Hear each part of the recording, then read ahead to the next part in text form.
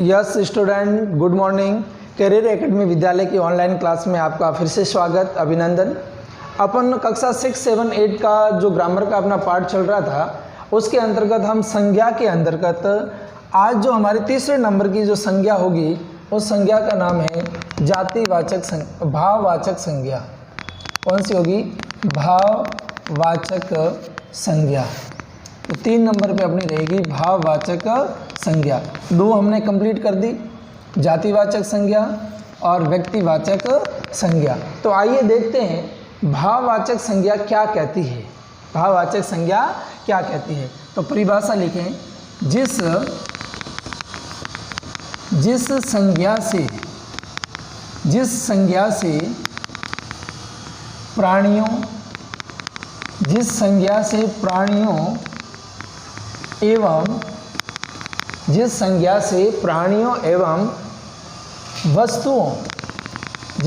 से प्राणियों एवं वस्तुओं के गुण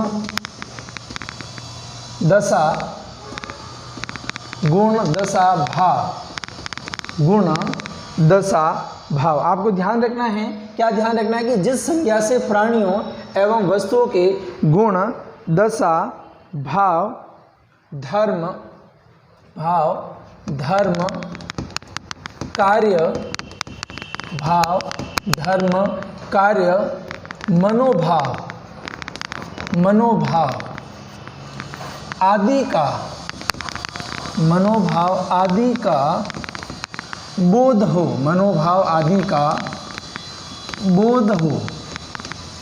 मनोभाव आदि का बोध हो, उसे भाववाचक संज्ञा कहते हैं, या उसे भाववाचक संज्ञा कहा जाता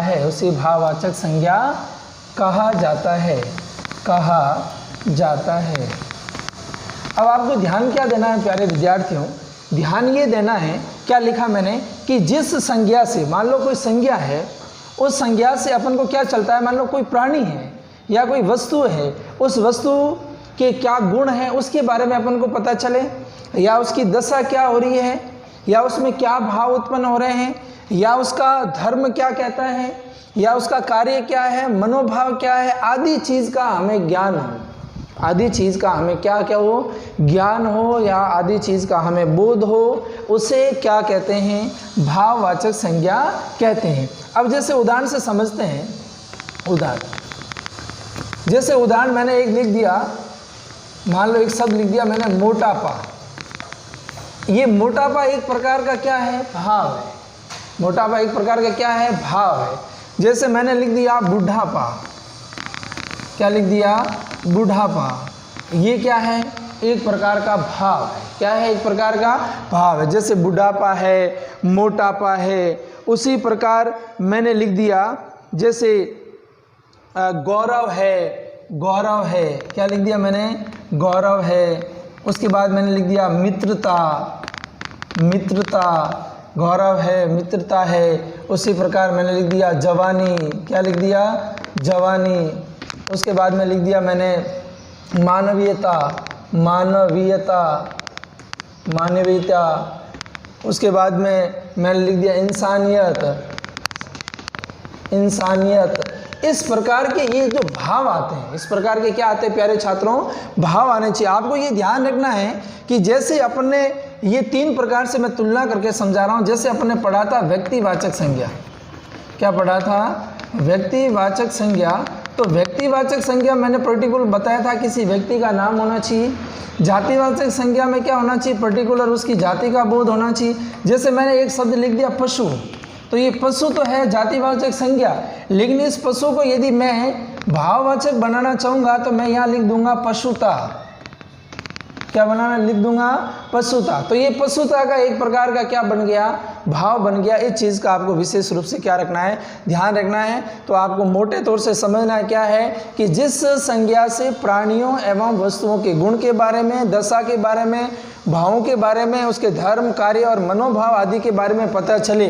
जैसे इस प्रकार का मोटापा आ जाए, बुढ़ापा आ जाए, गौरव आ जाए, मित्रता आ जाए, जवानी आ जाए, दानवीयता का आ जाए, मानवीयता का आ जाए, इंसानियत आ जाए, पशुता आ जाए। उसी प्रकार जैसे मैंने लिख दिया दानवीर, दानवीरता, यदि मैं लिख देता हूँ दानवीरता, यदि इस प्रकार दानवीरता शब्द आ जाए तो भी ये किसके अंतर्गत आएगा? ये आएगा आपकी भाववाचक संज्ञा के अंतर्गत। अब आपको समझना क्या है कि भाववाचक संज्ञा से भाववाचक संज्ञाओं की रचना कितने प्रकार से होती है। भाववाचक संज्ञाओं की रचना है वो कितने प्रकार से होती है। तो मैं यहाँ लिख सकता हूँ एक स्टार लगाकर, भाववाचक संज्ञा, भाववाचक संज्ञा की रचना, भाववाचक संज्ञा की रचना 5 प्रकार से होती है। 5 प्रकार से होती है। 5 प्रकार से होती है। कितने प्रकार से होती है? 5 प्रकार से। क्या? भाववाचक जो ये संज्ञा बनाएंगे अपन, क्या बनाएंगे? भाववाचक संज्ञा। तो इस भाववाचक संज्ञा की जो रचना है वो कितने टाइप से होती है? 5 प्रकार से। अब आपको 5 प्रकार याद रखने हैं कि कौन कौन से ऐसे 5 प्रकार है जिसे भाववाचक संज्ञा बनाई जा सकती है। तो नंबर पहला जो अपना होगा वो होगा बच्चों जातिवाचक संज्ञा से, जिसके बारे में अपन ने पढ़ लिया है। तो नंबर 1 आपको लिखना है जातिवाचक संज्ञा से क्या बनाना है? भाववाचक संज्ञा। नंबर 1 जातिवाचक संज्ञा से बनाएंगे।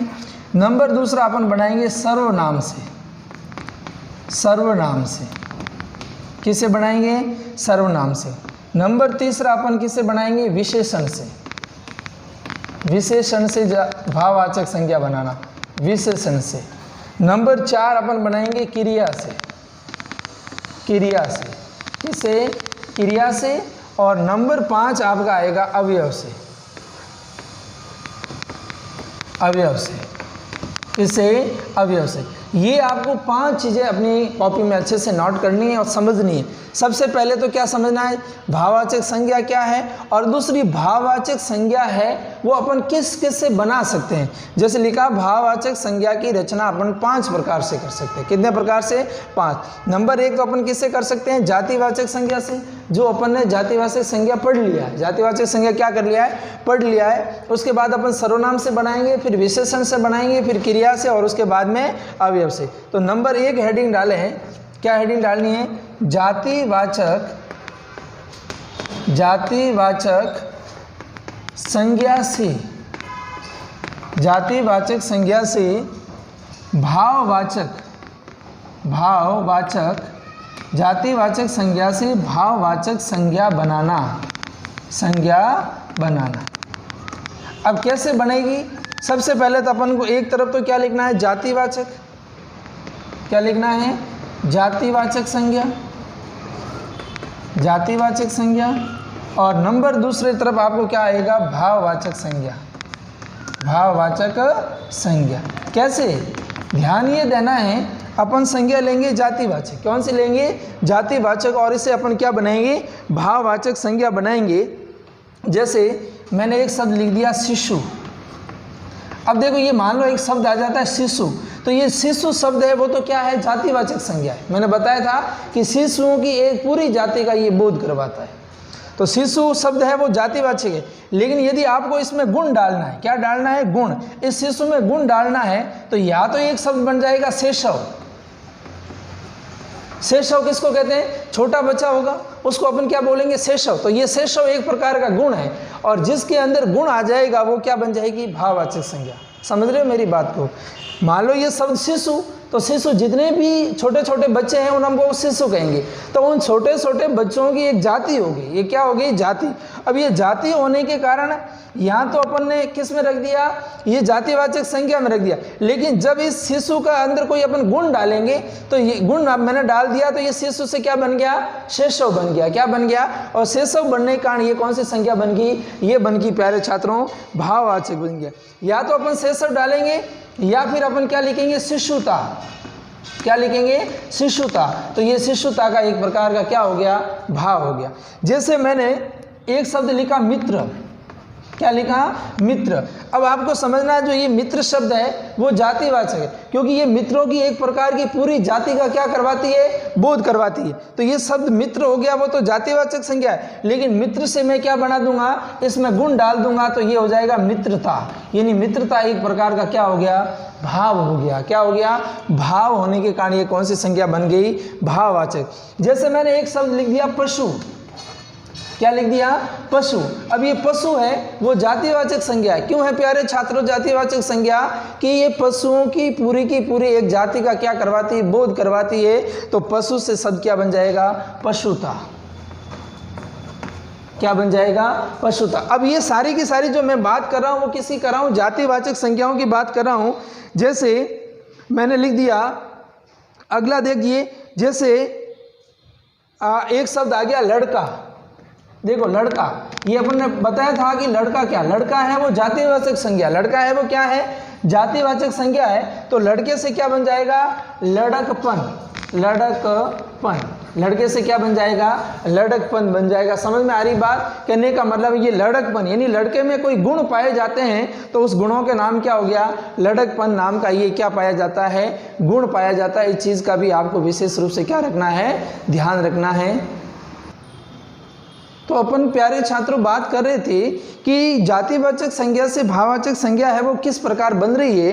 तो जैसे एक शब्द आ गया अपने, जैसे मैंने ये शब्द लिखा पुरुष, क्या लिखा, पुरुष। तो ये शब्द जो पुरुष है वो तो जातिवाचक संज्ञा है, लेकिन इस पुरुष से यदि मैं भाववाचक बनाना चाहूँगा तो ये हो जाएगा पुरुषत्व। यानी ये पुरुष के अंदर जो गुण पाया जाता है वो गुण क्या कहलाएगा, पुरुष तो गुण कहलाएगा। जैसे एक शब्द आ गया सती, यानी सती ये जातिवाचक संज्ञा है, लेकिन इसे भाववाचक बनाएंगे तो सतीत्व क्या बन जाएगा, सतीत्व बन जाएगा। आपको ध्यान रखना है, क्या ध्यान रखना है, जैसे पुरुष से बन गया पुरुष तो भाववाचक संज्ञा हो गई ये। जैसे सती शब्द आया तो सती से भाववाचक क्या बन जाएगा, सतीत्व। ये गुण है, ये क्या है, गुण है, ध्यान रखना ये गुण है, क्या हो गया, गुण। जैसे गुरु आ गया, ये गुरु है वो गुरुओं की एक जाति का बोध करवा रहा है। गुरु शब्द है वो गुरुओं की किसका बोध करवा रहा है, एक जाति का बोध करवा रहा है। और जाति का बोध करवाने के कारण ये गुरु शब्द है वो जातिवाचक हो गया, लेकिन गुरु से क्या बन जाएगा, गौरव बन जाएगा। यानी गौरव है वो एक प्रकार का गुण हो गया, गौरव है वो एक प्रकार का क्या हो गया, भाव हो गया, जिसके कारण ये भाववाचक संज्ञा हो गई। जैसे नेक्स्ट शब्द एक है बच्चा, तो एक ये बच्चा शब्द है वो बच्चों की एक पूरी जाति का बोध करवा रहा है, इसलिए बच्चा शब्द जातिवाचक संज्ञा है। लेकिन बच्चे से अपन इसमें क्या बनाएंगे, इसका यदि भाववाचक संज्ञा बनाएंगे तो बच्चे से बन गया बचपन, तो ये बचपन उसका गुण है, बचपन उसका क्या हो गया, गुण हो गया। जैसे एक नेक्स्ट शब्द है सेवक, नेक्स्ट शब्द क्या है, सेवक। तो सेवक शब्द है वो जातिवाचक है, लेकिन सेवक से हमारा एक शब्द बन जाएगा सेवा का भाव। अपन कहते हैं कि ये तो सेवा का भाव है। समझ में आ गई बात। उसी प्रकार जैसे एक शब्द ये लिखा हुआ है सज्जन, क्या लिखा हुआ है, सज्जन। तो इस सज्जन से क्या बन जाएगा, सज्जनता, क्या बन जाएगा, सज्जनता का ये भाव आ गया। क्या आ गया, भाव। सज्जनों की एक श्रेणी होगी, सज्जन प्राणियों की, सज्जन लोगों की एक श्रेणी होगी, इस कारण एक जाति होगी, तब तो ये जातिवाचक संज्ञा है। लेकिन इस सज्जन से मुझे भाववाचक बनाना है तो सज्जन से मैं क्या बना दूंगा, सज्जनता बना दूंगा। जैसे एक शब्द आ गया आदमी, क्या आ गया, आदमी। तो आदमी से शब्द बनाया जाएगा आदमियत, आदमियत। आदमी से शब्द क्या बन जाएगा, आदमियत। वास्तव में इसमें आदमियता के क्या पाए जाते हैं, गुण पाए जाते हैं। जैसे एक शब्द बन गया, देखो प्यारे छात्रों, इंसान। तो इंसान से क्या हो गया, इंसानियत। इंसान से क्या बन गया, इंसानियत बन गया। ये सब क्या बन गया, क्योंकि इंसानों की एक जाति है, इंसानों की पूरी एक जाति का बोध हो रहा है, लेकिन जब भाव इसमें डालेंगे तो ये बन जाएगा इंसानियत। जैसे एक शब्द मैंने लिख दिया बुढ़ा, तो बुढ़ों की एक पूरी जाति है, युवाओं की एक जाति है, ये सब जातिवाचक संज्ञा है। लेकिन बुढ़ा के अंदर मैं गुण डालूंगा कि बुढ़ापा, इसमें क्या आ गया है, बुढ़ापा। तो ये बुढ़ापा एक प्रकार का क्या हो गया, भाव हो गया। जैसे बंधु, बंधु सभी लोगों को अपन जो मित्र होते हैं उसको बंधु बोलेंगे, लेकिन ये बंधु शब्द है वो कौन सी श्रेणी में, जातिवाचक। लेकिन इससे मैं बनाऊंगा क्या होगा, बंधुत्व। क्या बन जाएगा, बंधुत्व। तो ये आपकी होगी भाववाचक संज्ञा। जैसे ईश्वर शब्द है, क्या शब्द है, ईश्वर। तो ईश्वर से क्या बन जाएगा, ऐश्वर्य। ईश्वर से क्या बन जाएगा, भाववाचक संज्ञा के अंदर ईश्वर से ऐश्वर्य बन जाएगा। चोर से, चोर है वो जातिवाचक संज्ञा, लेकिन चोर का भाववाचक बनाएंगे तो क्या हो जाएगा, चोरी। चोरी का एक भाव है। उसी प्रकार ठग, ठग है वो जातिवाचक है। प्यारे छात्रों, ठग है वो कौन सी संज्ञा है? जातिवाचक संज्ञा। लेकिन ठग से अपन क्या बना देंगे? ठगी। तो ये क्या हो जाएगा? भाववाचक संज्ञा हो जाएगा। तो इस प्रकार अपन ने यहाँ पर सीखा, क्या सीखा? जातिवाचक संज्ञाओं से भाववाचक संज्ञा कैसे बनाई जाती है। अब मैंने दूसरा बिंदु नोट किया, यहाँ देखो, ये बिंदु मैंने लिखा है सर्वनाम से भाववाचक संज्ञा। अपन यदि सर्वनाम आ जाए और उसे अपन को भाववाचक संज्ञा बनानी है तो कैसे बनाएंगे? जैसे एक शब्द आ गया मम, क्या शब्द आ गया?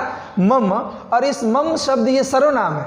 मम मतलब मेरा, मम ये मेरा मतलब खुद के बारे में कह रहा है तो सर्वनाम है। तो इससे अपन को भाववाचक संज्ञा बनानी तो मम से होगा ममत्व। ममत्व का भाव है, ये क्या है बच्चों? भाव है। और भाव होने के कारण कौन सी संज्ञा बन गई? भाववाचक संज्ञा बन गई। जैसे शव, ये शब्द है, शव का मतलब खुद होगा तो स्वत्व, स्वत्व क्या हो जाएगा? सौ का स्वत्व हो जाएगा। भाव होने के कारण ये भाववाचक संज्ञा बन गई। जैसे आप का क्या बन जाएगा? भाववाचक संज्ञा आपा, आपका क्या हो जाएगा? भाववाचक संज्ञा आपा। और सर्व का क्या हो जाएगा? जो शब्द आया है सर्व, इस सर्व का हो जाएगा सर्वत्व। क्या हो जाएगा? सर्व का हो जाएगा सर्वस्व। सर्व का क्या हो जाएगा? सर्वस्व। सर्व का बन जाएगा आपके सर्वस्व। निज का बन जाएगा निजत्व। क्या बन जाएगा? निजत्व। और अपना का बन जाएगा अपनापन, अपनापन। समझ में आ गई बात? अपन का क्या बन जाएगा? अपनापन। तो देखो, मम से भाव होने के कारण ममत्व बना दिया, सव के अंदर भाव डाला तो स्वत्व बन गया, आपके अंदर भाव डाला तो आपा बन गया, सर्व में भाव डाला तो सर्वस्व बन गया, निज में भाव डाला तो निजत्व बन गया, और अपना में भाव डाला तो अपनत्व बन गया। इस प्रकार हमने आज भाववाचक संज्ञा के बारे में पढ़ा। भाववाचक संज्ञा की रचना कितने प्रकार से होती है? तो 5 प्रकार से होती है, जिसमें हमने पहला पढ़ा जातिवाचक संज्ञा से भाववाचक संज्ञा कैसे बनाई जाती है, और दूसरा सर्वनाम से भाववाचक संज्ञा कैसे बनाई जाती है। नेक्स्ट की क्लास में हम नेक्स्ट 3 बिंदुओं पर चर्चा करेंगे। बहुत बहुत धन्यवाद। आपका दिन शुभ रहे।